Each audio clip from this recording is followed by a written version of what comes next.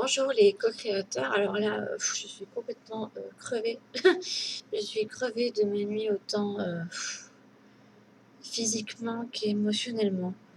J'ai super mal dormi.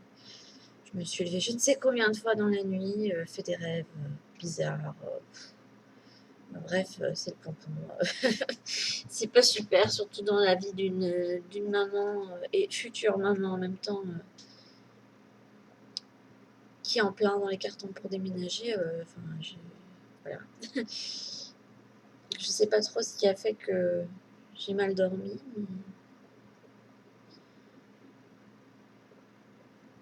mais il m'est arrivé un truc super bizarre cette nuit. Alors je sais pas si c'est en lien avec la méditation que j'ai fait hier. Mon conjoint s'est levé comme d'habitude pour aller au boulot. Aujourd'hui, il faisait le matin, donc levé à 4 h du matin pour partir à 5 h. Donc réveillé, pas moyen de me rendormir. Puis au moment où j'ai réussi à me rendormir, ça devait être, je crois, être 5 h 30, 6 h, quelque chose dans ce goût-là. J'ai fait des rêves où j'étais de nouveau confrontée à des éléments de mon passé, mais là c'était plus durant mon adolescence. Dans mon rêve, ce qui était bizarre, c'est que j'étais adulte, j'étais seule dans mon coin, il y avait des gens autour de moi, mais j'étais vraiment seule. Et j'étais confrontée à des personnes qui étaient dans mon entourage durant mon adolescence, notamment un ex-copain, un ex-petit ami.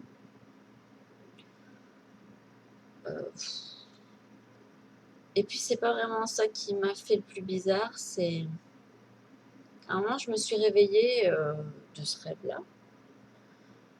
Et puis je me suis mis du côté de mon conjoint, je serais son cousin.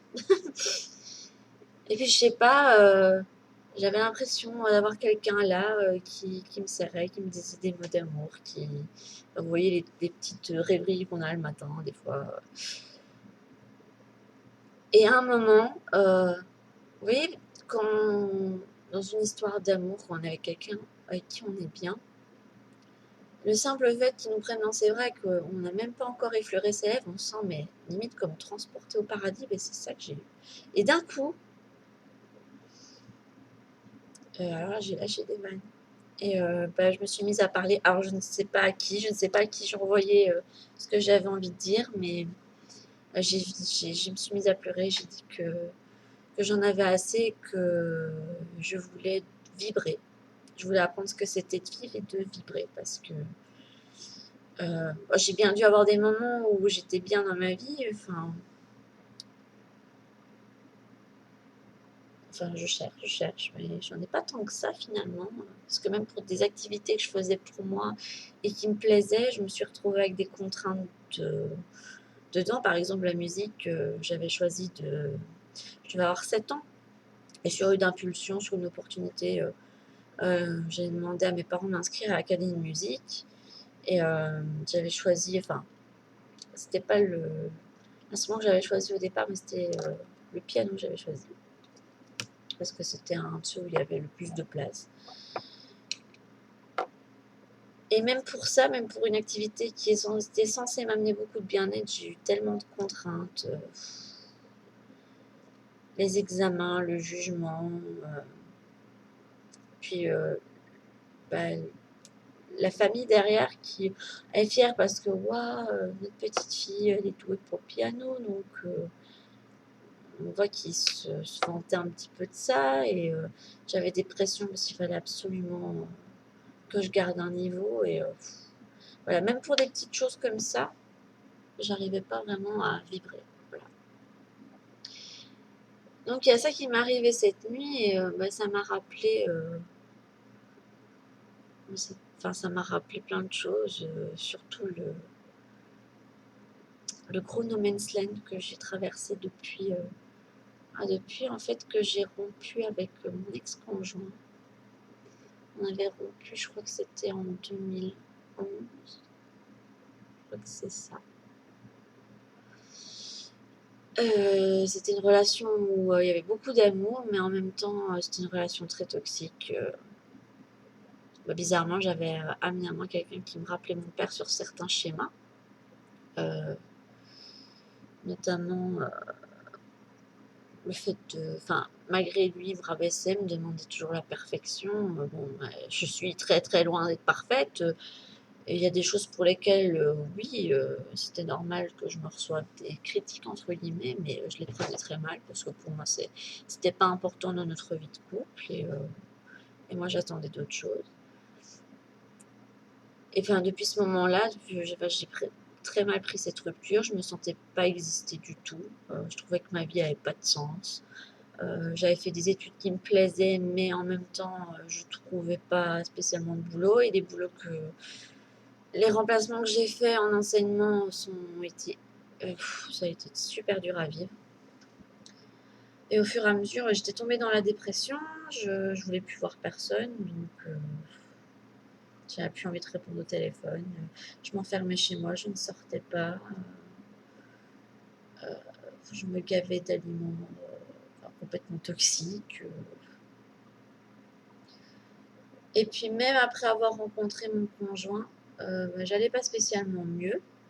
Donc ça prouve bien que même aimer et trouver quelqu'un d'aimant qui est là pour vous, c'est pas ça qui vous remonte. Euh, j'ai eu beaucoup d'envie, c'est dur d'en parler, mais je suis jamais passée à l'acte, mais j'avais beaucoup d'envie suicidaire alors que j'avais ma fille. Hein. Donc euh, beaucoup de gens ne me comprenaient pas, enfin beaucoup de gens, les gens de ma famille ne me comprenaient pas. Ils ne comprenaient pas pourquoi j'étais dépressive alors que j'avais tout, c'est-à-dire un conjoint, un toit, une petite fille pleine de vie. Que c'est effectivement quelque chose que je désirais d'être maman depuis que je suis adolescente. Je savais bien que être maman, ça allait être quelque chose qui allait être bon pour moi, mais ah non, je voulais en finir parce que je ne ressentais rien. Euh, J'avais plus de passion. Je sais pas, je ne me sentais pas vibrer, je me sentais vide. Alors, je ne sais pas si c'est le fait de m'être oubliée pendant autant de temps, de m'être conformée à l'image qu'on voulait que je renvoie depuis que je suis toute petite, de ne pas pouvoir parler de certaines choses librement, en sachant que de toute façon, dans ma famille, on allait me prendre pour une folle, une zinzin, qu'il faudrait montrer à un psy, voire mettre à l'asile, parce que bon, dire aux gens de votre famille que oui, le soir, je me suis réveillée et j'ai vu quelqu'un à côté de mon lit, où j'ai entendu quelqu'un me parler, ou encore d'autres choses, pensez bien que ça passe pas spécialement. Je me souviens de la fois où, la seule fois où j'en ai parlé vraiment, avec ma maman, si je pouvais en parler, même si je sentais qu'elle aimait pas trop ça. Mais rien que le fait de devoir occulter cette partie de moi qui pourtant était très importante, j'avais besoin de soutien parce que c'était quelque chose que je vivais très mal, et pas pouvoir en parler. Toujours renvoyer à l'image de la petite fille sage, qui n'a pas le droit de rigoler aux éclats, qui n'a pas le droit de parler. Dès que tu voulais prendre la parole, on ne t'écoutait pas. Des choses qui me poursuivent encore aujourd'hui, alors que j'ai 33 ans, c'est juste inimaginable. Et je sais pas, c'est cette nuit, je me suis mis à ouvrir des vannes et à me dire que j'ai envie de vibrer. Et c'est vrai que je me dis qu'il y a une victoire quelque part, parce que ça veut dire que j'ai de nouveau envie de vivre, que je retrouve un petit... Je sais pas ce que je dois aller chercher, mais je sais que c'est là, que j'ai envie de vivre et de profiter de la vie, et faire ma vie à moi, en fait. Alors je suppose que ça a à voir avec le travail que je suis en train de faire sur moi, mais c'est quand même compliqué de devoir gérer à la fois des jours où on est hyper satisfait de ce qu'on fait, de voir qu'il y a tellement de signes, tellement de synchronicité, et de l'autre, de devoir faire face à des choses tellement sombres, tellement lourdes, et qui sont pourtant nécessaires, mais enfin voilà, j'avais envie de partager ça avec vous, avec ma mine du matin. les yeux complètement explosés, les cheveux en bataille, et enfin voilà quoi, pas du tout à mon avantage avec le super bouton qui ne me quitte pas depuis 3 jours maintenant. Vive la grossesse qui m'a rendu une peau grasse que je n'avais plus. Voilà. Donc sur ce témoignage, en gros, parce que je me suis un petit peu mise à nu du coup, ce que je n'aime pas faire d'habitude, ce que je ne fais jamais. Moi, sincèrement, je vous inviterai à accepter vos pardons parce que finalement, ça fait partie de nous et c'est le petit déclic qui nous montre qu'il faut avancer et il ne faut absolument pas les rejeter. En tout cas, c'est vraiment la leçon que j'ai apprise, je pense, cette nuit, avec ce que j'ai ressenti. Donc voilà. Je ne sais pas du tout comment terminer ça parce que voilà, comme l'autre vidéo de l'autre jour que j'avais faite sur ma relation avec mon père, j'ai l'impression de ne rien avoir fini, que j'ai plein de choses à raconter, plein de choses à évacuer. Et, voilà. Moi, je vous souhaite une bonne journée et que tout se passe bien pour vous.